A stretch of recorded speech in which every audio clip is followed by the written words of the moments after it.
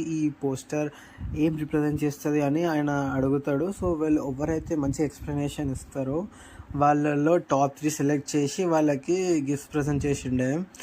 Gifts అంటే చిన్న tea cups ఇచ్చారు. It's okay.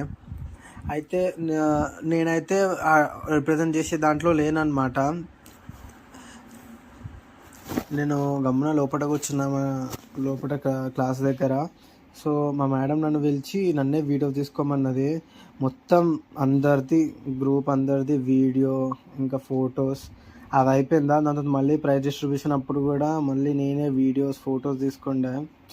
కాళ్ళు బాగా నచ్చినాయి అసలు. సార్ అయితే నాతో ప్రిన్సిపల్ సార్ ఫస్ట్ టైం అంత మంచిగా మాట్లాడిండు.